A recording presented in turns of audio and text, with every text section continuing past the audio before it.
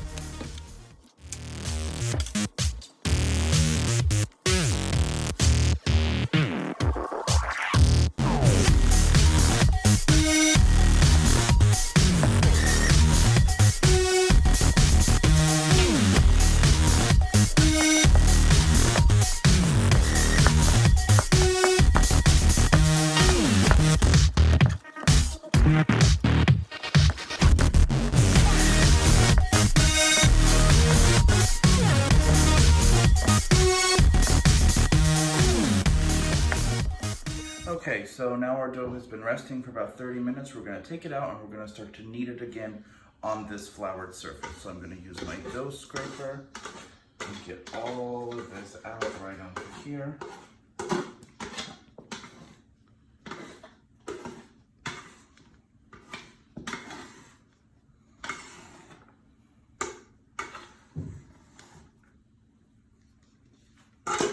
Set that aside now.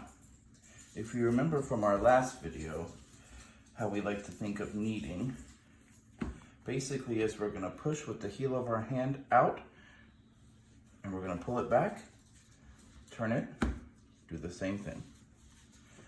Now if it starts to get a little bit sticky, don't worry about that. You can always add a little bit more flour to your hands if you need to.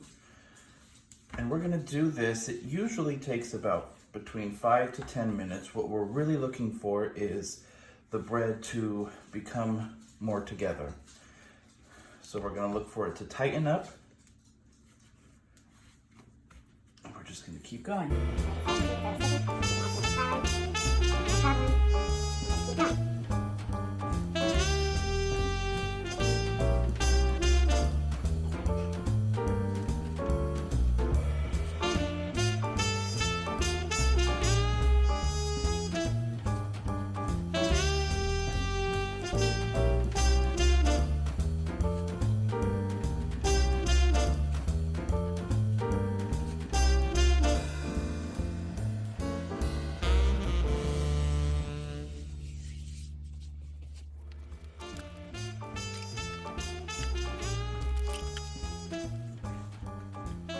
Okay, and once we're done kneading, now what we're going to do is we're going to add the insides that we're putting inside this bread, the walnuts and the raisins.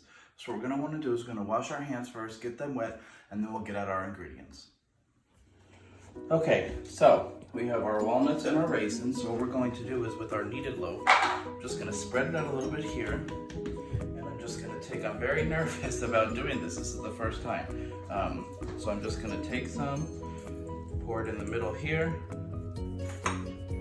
take some of my raisins, pour them in the middle. I'm going to leave some. Now, they're falling out already, and I was told by my friend Paige not to get scared when they fall out because it's okay. So now what we're going to do is we're going to just fold this. So basically, we're just going to do little folds like we do the letter, they fall out, you can just put them back in. You want to make sure what we're trying to do is get all of them all around the bread. So we don't want any pieces that have like nothing. So we're gonna put some more of the walnuts in here. Some more of the raisins. Now, if you don't like walnuts or if you don't like raisins, it is completely fine for you to substitute for any other kind of dried fruit, really. In the book, Bonnie talks about she really likes dried cherries, and so she uses those. But honestly, you can use anything that you like. And once you get used to working this dough and adding ingredients to it, you can be really, really creative with what you put in. So I'm gonna flatten it out a little bit more. And it does feel weird because you can feel all the bumps while you're doing it, which you're not gonna be used to from just folding the normal dough. So that's the rest of our walnuts there and the rest of our raisins. We're just gonna keep folding. So basically we wanna make sure that as we're working this dough, that all of the walnuts and all of the raisins are equally dispersed throughout the dough.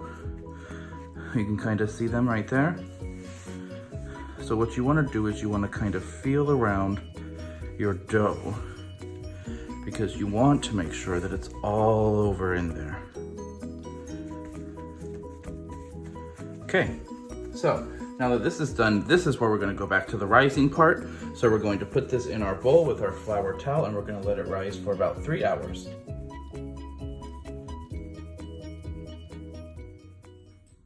Okay everybody, so it's been 3 hours and our bread has risen. It is quite large in here.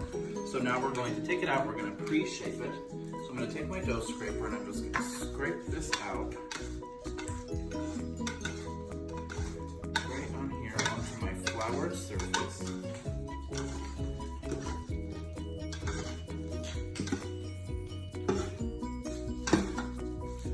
Okay, so now what we're going to do, take this and we're gonna take my dough scraper and we're just gonna cut right down the middle, making it as even as you can to make 2 separate loaves. We'll take this into the side. And now what we're gonna do is we're gonna do our pre-shaping technique that we did in our last video.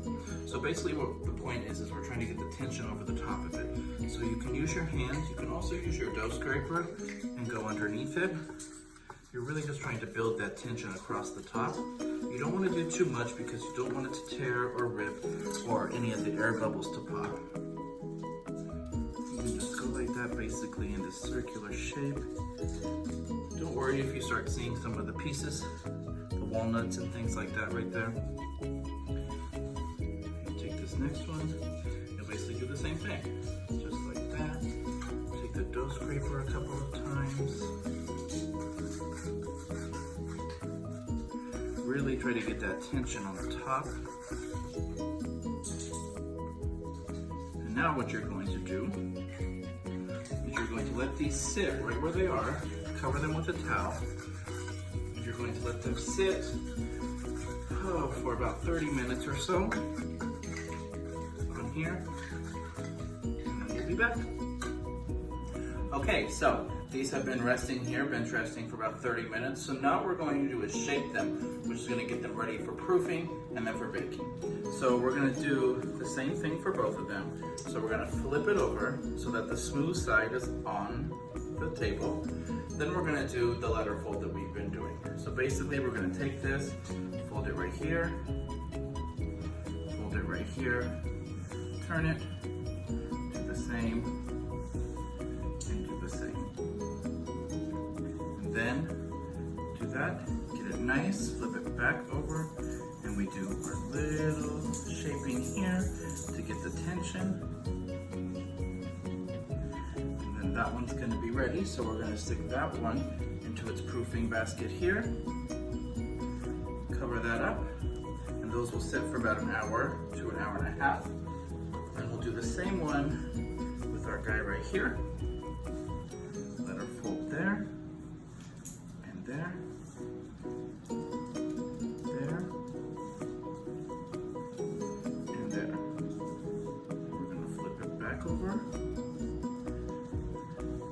Give it the quick shape again.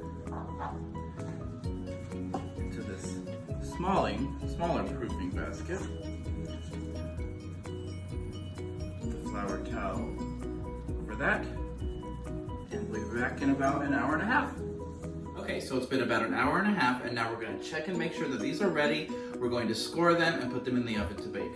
So what we're looking for when we check these after proofing is that when you put your finger into them, they leave an indent and they don't pop back up. I haven't done this yet, so you're going to see for real.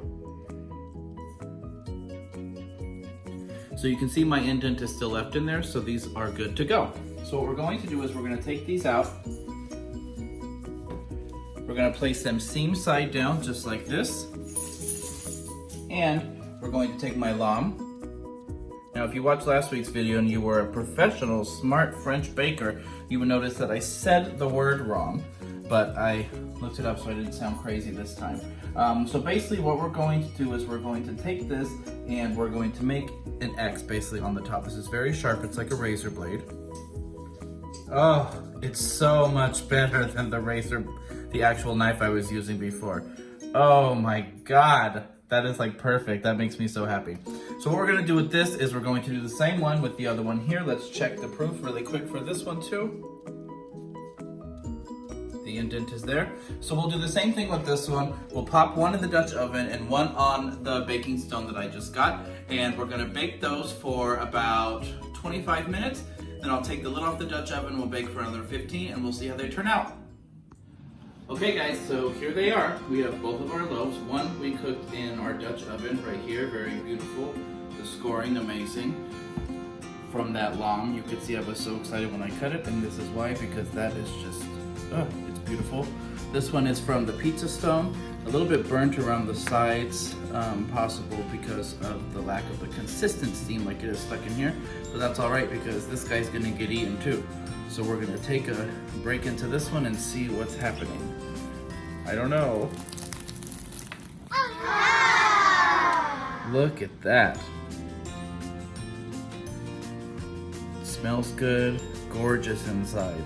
And you can see there's walnuts and raisins all around. That's what we are working on, and we are really working in the ingredients. So, we're going to take a taste now. We'll cut a little piece off of this one here. Take a look inside. Beautiful. Cut it in half here, put some butter on it, and I'll split the piece with my cameraman / husband. Right here. Let's get a little piece of this butter. Spread that on there. I'm really excited to see what this tastes like. It looks very, very beautiful. All right.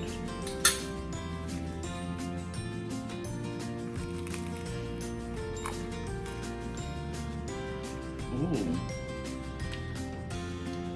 It's good. Here, let's see what he thinks.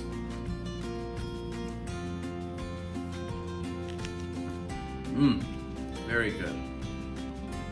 He's happy. That is good. Oh my goodness. Very, very good. The flavors of the raisins inside is really, really nice. Well, there we go.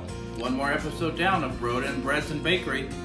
Thank you guys so much for tuning in, for watching, for following along. I really appreciate it. I'm loving all of your comments. So be sure to hit like, hit subscribe, share this with your friends. Look in the description, follow everyone's social medias, follow us all along, and join us on this journey. Again, thank you guys so much. Leave me a comment, let me know what you think, let me know what you want to see next. And just communicate with me, and let's create this big community of bakers. Thanks, guys.